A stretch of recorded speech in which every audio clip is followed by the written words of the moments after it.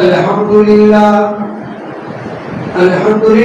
نحمده ونستعينه ونستغفره ونؤمن به ونتوكل عليه ونعوذ بالله من شرور أنفسنا ومن سيئات أعمالنا من يهده الله فلا مضل له ومن يضلل فلا هادي له ونشهد أن لا إله إلا الله وحده لا شريك له ونشهد أن سيدنا ومولانا محمدا عبده ورسوله أما بعد فأعوذ بالله من الشيطان الرجيم بسم الله الرحمن الرحيم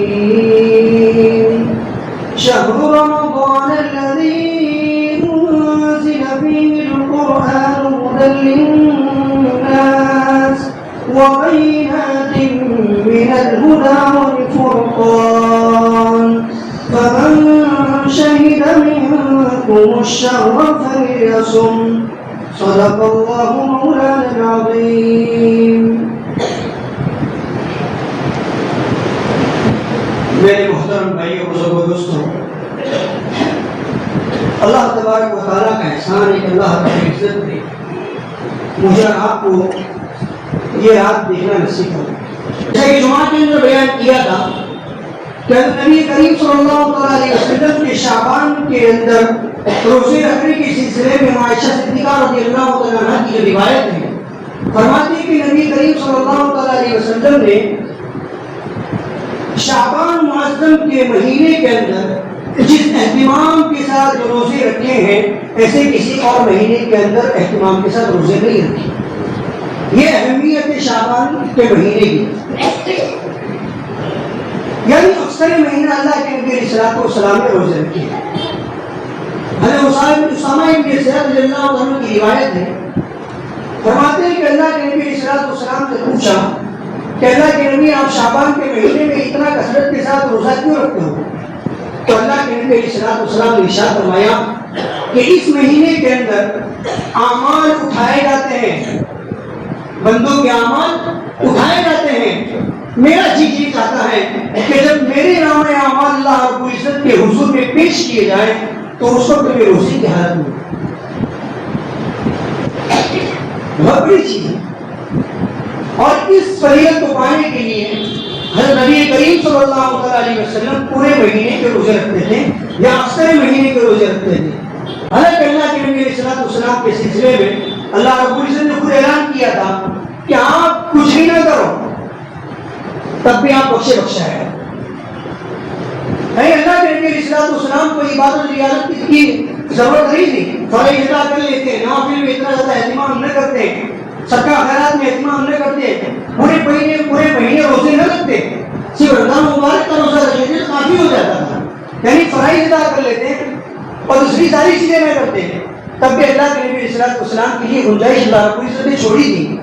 لیکن اللہ کے نبی علیہ السلام سے جیسے عائشہ صدیقہ رضی اللہ عنہا نے پوچھا کہ اللہ کے نبی آپ پوری رات جاگتے ہیں اور پوری رات کھڑے ہو کر نمازیں پڑھتے ہیں جس کی بنیاد پر آپ کے پاؤں مبارک پر بھرم آ جاتے ہیں، آپ کے تلوے مبارک پر چھالے پڑ جاتے ہیں، ہڈن ہو جاتی ہیں، آخر اتنی مشقت کی کیا ضرورت ہے؟ اللہ رب العزت نے تو آپ کو معاف کر دیا ہے کہ آپ تو مغفور ہو. اللہ کے نبی علیہ السلام کہتے ہیں افلا یکون عبدا شکورا، افلا یکون عبدا شکورا، کہ کیا میں اپنے رب کا عبادت گزار بندہ نہ بنوں، شکر گزار بندہ نہ بنوں؟ یہ بڑے پیارے سے الفاظ ہیں. اللہ کے نبی علیہ السلام کی چھوٹی چھوٹی فضیلتوں کو حاصل کرنے کے لیے پورے مہینے کے روزے رکھتے ہیں. یہ محض اپنی ذات کے لیے نہیں بلکہ امت کو تعلیم دینے کے لیے کہ آپ بھی روزے رکھو. یہ روزے رکھنے کی بنیاد پر آپ شعبان کے مہینے میں روزے رکھوں گے تو رمضان مبارک میں روزہ رکھنا آپ کے لیے آسان ہوگا. یہ تیاری کروائی جا رہی ہے، یہ کسرت کروائی جا رہی ہے، یہ تمرین ہے، یہ ایکسرسائز رمضان مبارک کے آمد کی، جس کے لیے 2 مہینے پہلے سے تیاری. رجب کے مہینے کے اندر رجب کا چاند اللہ کے نبی علیہ السلام نے دعا کی اللہم بارک لنا فی رجب و شعبان و بلغنا رمضان. اے اللہ مجھے رجب کے مہینے کے اندر میری زندگی میں برکت دے، میں زندہ رہوں، پھر رجب کے مہینے سے میں شعبان کے مہینے میں جاؤں اور شعبان کے مہینے میں میری زندگی میں برکت رکھ دے تاکہ میں رمضان مبارک کے مہینے تک پہنچوں اور رمضان مبارک کو مجھے صحیح سالم پہنچائے. یہ اہتمام ہے 2 مہینے پہلے. آخر کیا وجہ تھی؟ آخر کوئی تو وجہ ہے. شہر رمضان الذی انزل فیہ القرآن, کہ رمضان مبارک کا مہینہ وہ مہینہ ہے کہ اس مہینے میں اللہ تعالیٰ نے قرآن کریم کو اتارا. آخر اتنی اہمیت کیوں ہے کہ اتنے قرآن کریم اتنا مقدس کلام جس کی حفاظت کا اللہ تعالیٰ نے خود اعلان کیا, اِنَّا نَحْنُ نَزَّلْنَا الذِّكْرَ وَإِنَّا لَهُ لَحَافِظُونَ, ہم قرآن کریم کو اتار رہے ہیں, ہم ہی اس کی حفاظت کرنے والے ہیں. دنیا کی ساری طاقتیں ایک طرف لگ جائیں, قرآن کریم کی زیر زبر میں حرکت و تبدیل کرنے کی کوشش کریں, قرآن کریم تبدیل ہونے والا نہیں, قرآن کریم کو کوئی بدلنے والا نہیں, کوئی ذرا سی حرکات و سکنات میں تغیرات نہیں کر سکتا, کسی کی ہمت نہیں, کیونکہ بچوں کے قلوب کے اندر دلوں کے اندر قرآن کریم موجود ہے.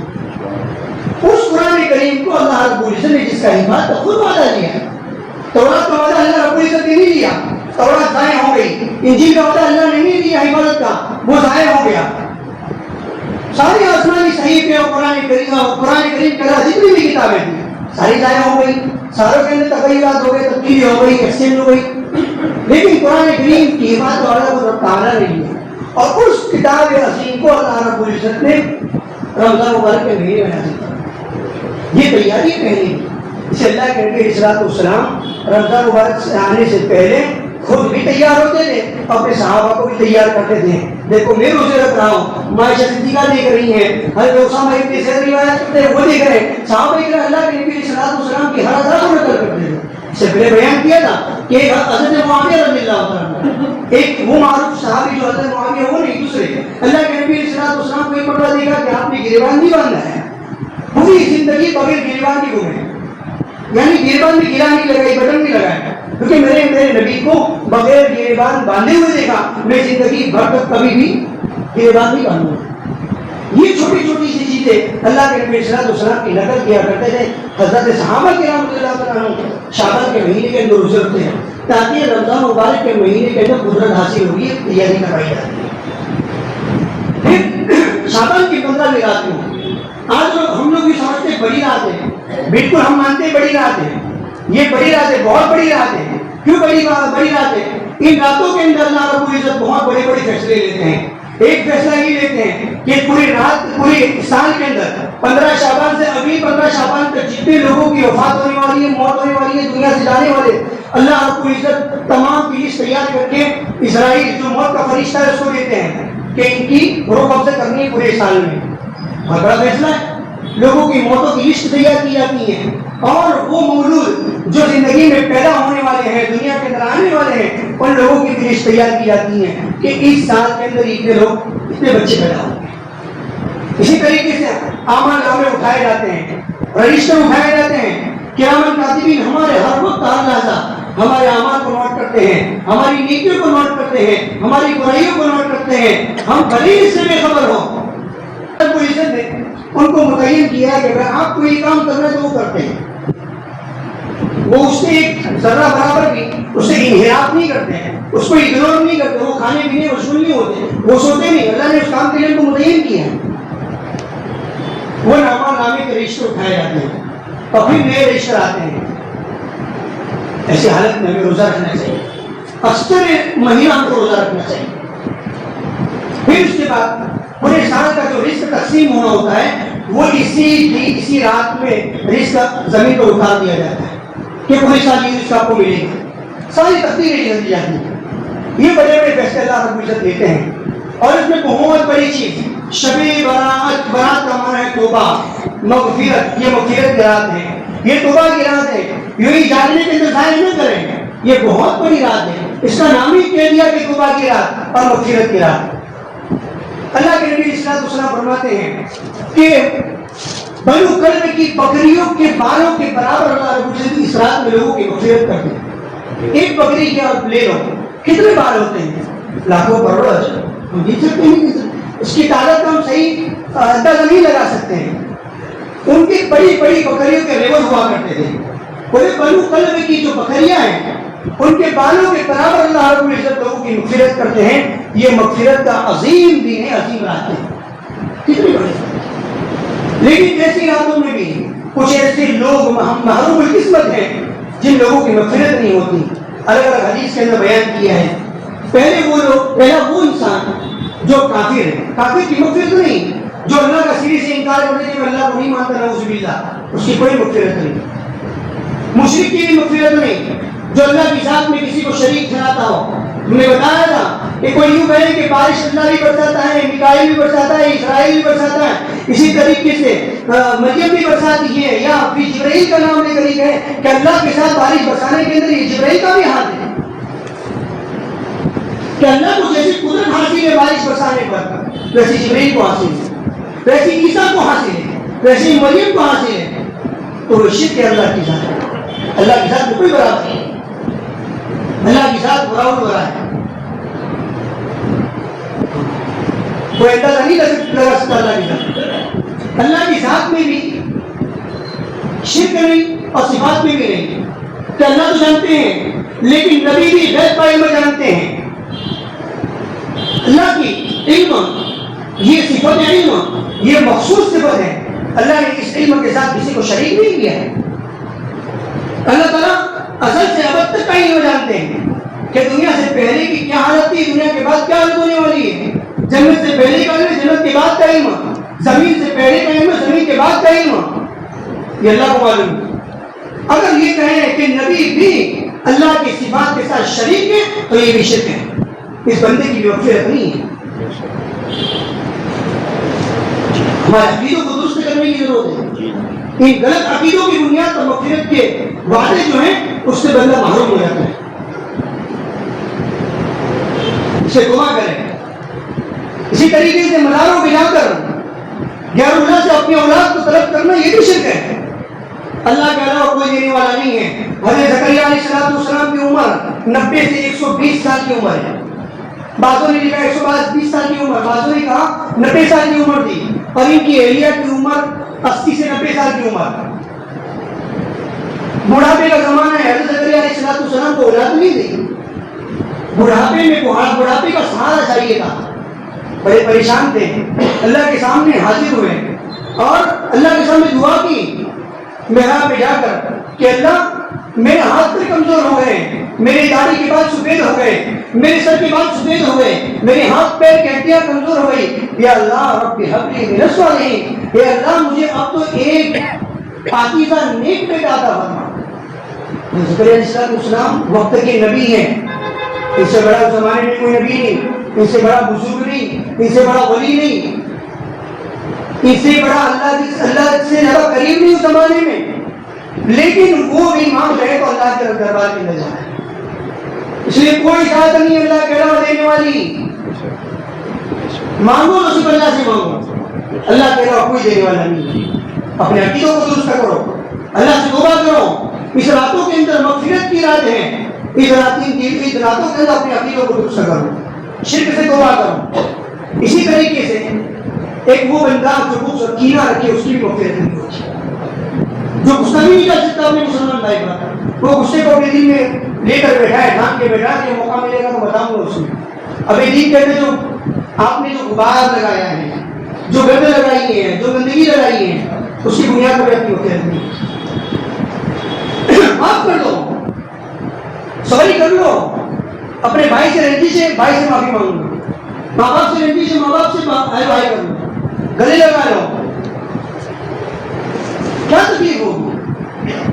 ہم اللہ کی جو مغفرت کی جو وعدے اس راتوں کے اندر اس سے محروم نہیں ہوں گے. ہم اپنے بھائی کو گلے لگائیں گے، اللہ تعالیٰ ہمیں گلے لگائے گا. اللہ کی رحمتیں ہماری گلے لگے گی. اس لیے ان چیزوں کو ختم کرو. اسی طریقے سے مسلمان کا قتل کرنے والا اس کی بھی مغفرت ہے. حدیث پاک میں آتا ہے، مسلم شریف کی روایت ہے، نبی کریم صلی اللہ علیہ وسلم فرماتے ہیں کہ کل قیامت کے دن اللہ رب العزت سب سے پہلے جن چیزوں کا فیصلہ کریں گے وہ خون کا فیصلہ ہوگا، قتلوں کا فیصلہ ہوگا. کتنی اہم چیز ہے کہ ایک بندے نے اپنے مسلمان بھائی کا قتل کر لیا. کسی صورت میں بھی ایک مومن بھائی کے قتل کرنے کی گنجائش نہیں ہے، پہلی اجازت نہیں ہے.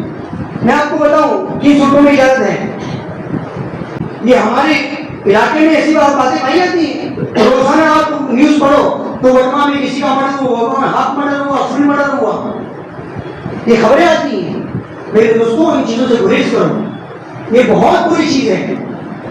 اچھا میں یہ کہہ رہا تھا کہ ان صورتوں کے اندر کرنے کی گنجائش ہے پہلے کی اسلامی حکومت ہو، اسلامی حکومت کے بعد اسلامی عدالت ہو، اور ایسے ہی ماحول کے اندر اگر کسی مسلمان نے تمہارے مسلمان بھائی کا قتل کیا تو اب اس سے بدلہ لے گی قصاصاً کون؟ حکومت، عدالت، کورٹ. ہمیں اجازت نہیں ہے.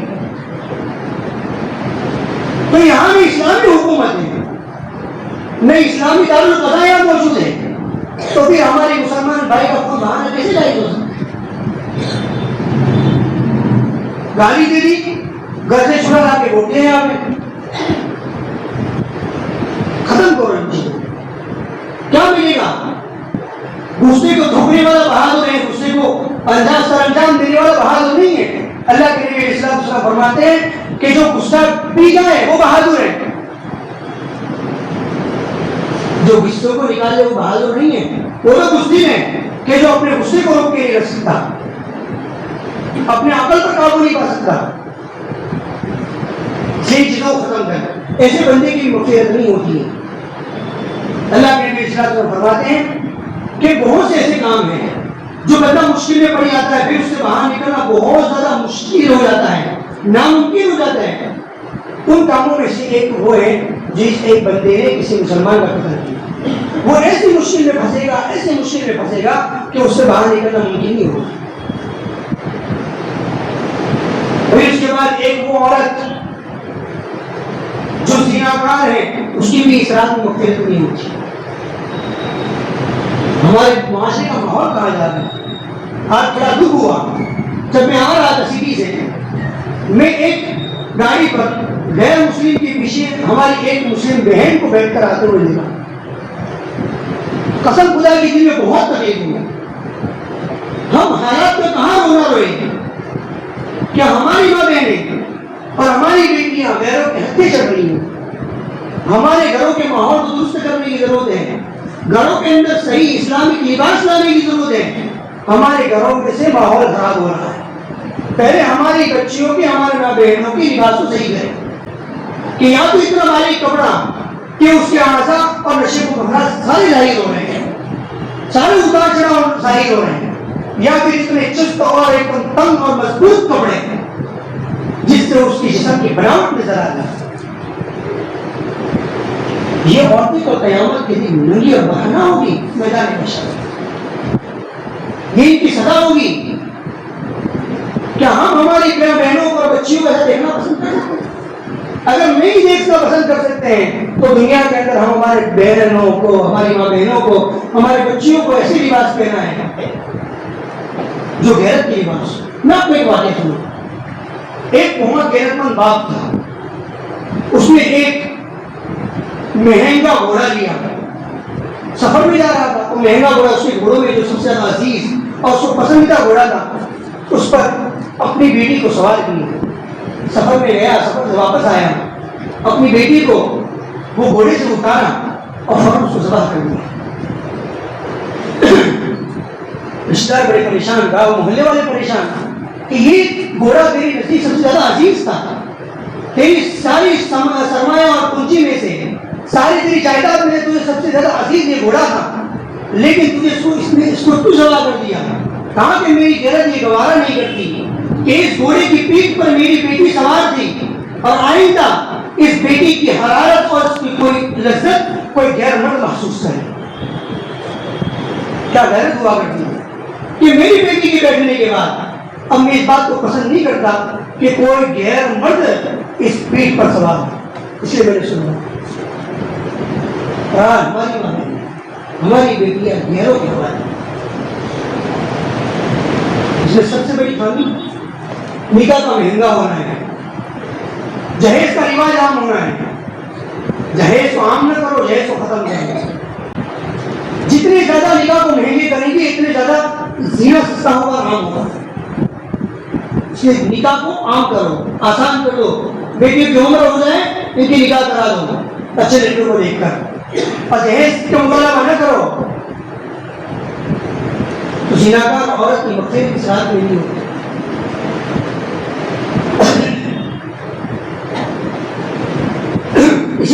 والدین کا نافرمان.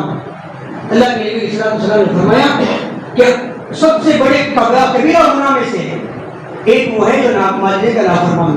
والدین کی نافرمانی کرنا یہ سب سے بڑے کبائر گناہوں میں سے. ماں باپ کی نافرمانی نہ کرنے تو آ گیا. اگر قضا تعلق ہو چکا ہے سوری کر دے, گلے لگا دے, اللہ کی رحمتیں ہمیں ڈھانپ لیں گی انشاءاللہ. یہ مغفرت کی رات ہے.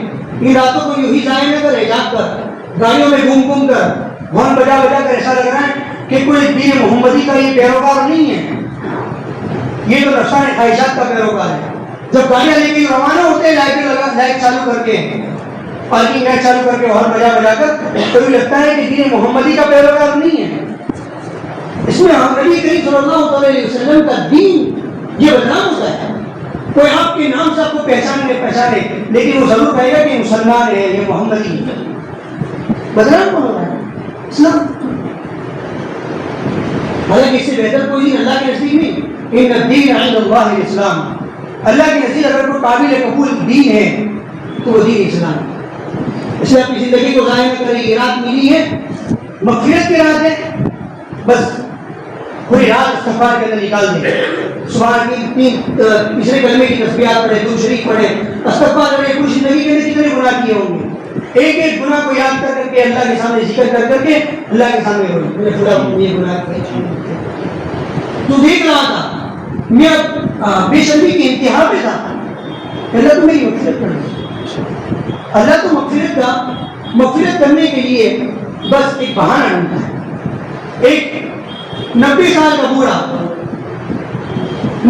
سال کا بوڑھا پوری زندگی یا سنم یا سنم یا سنم کہہ کر گزار دیا. سنم کے معنی ہوتے بت, وہ بت کو پکارتا تھا یا سنم یا سنم.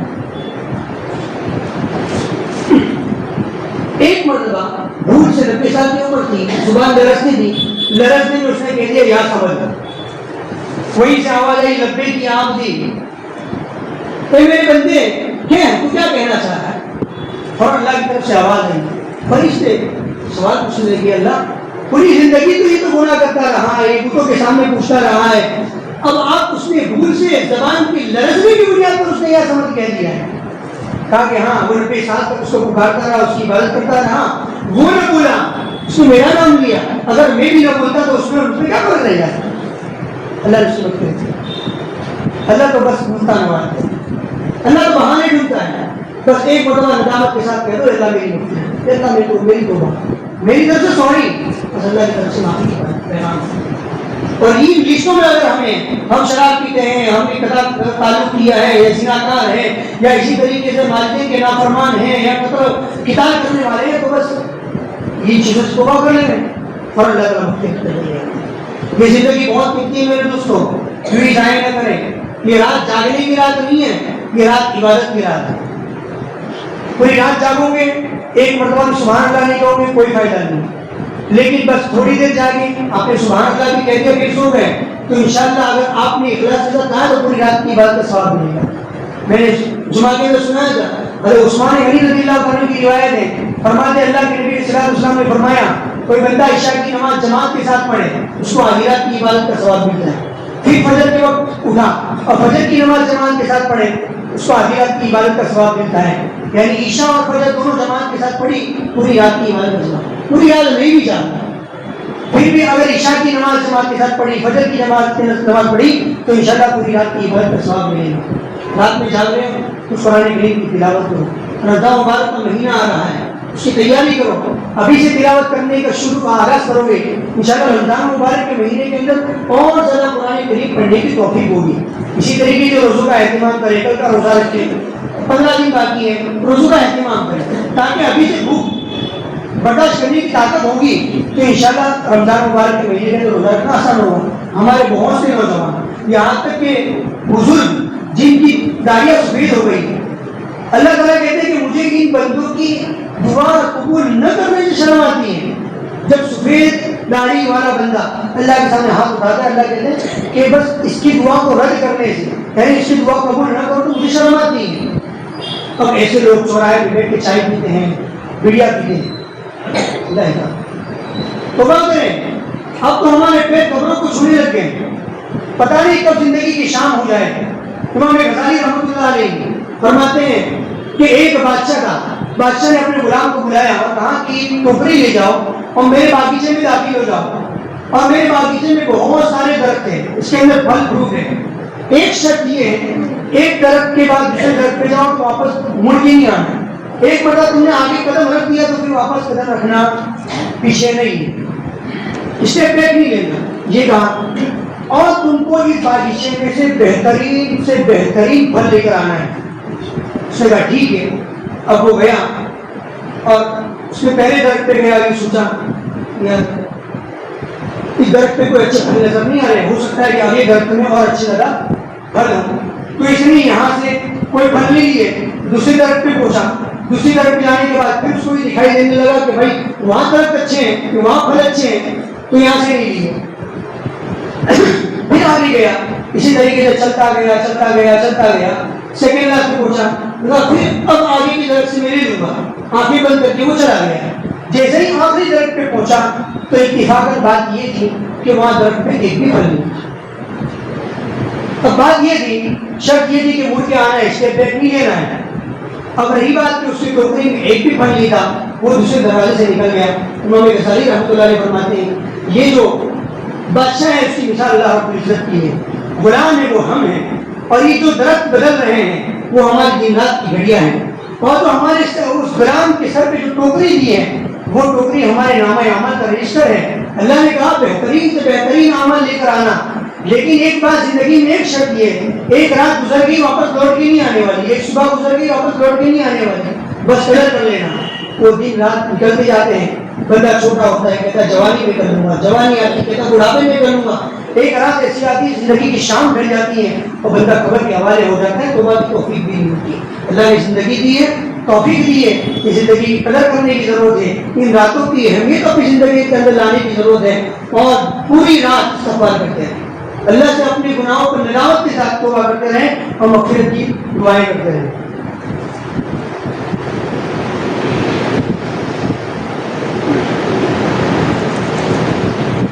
اور زندگی کے اندر دو بیٹ بات نہیں ہے, اور زندگی کے کچھ ایسے اعمال کر کے جائے جو موت کے بعد بھی اعمال ہیں.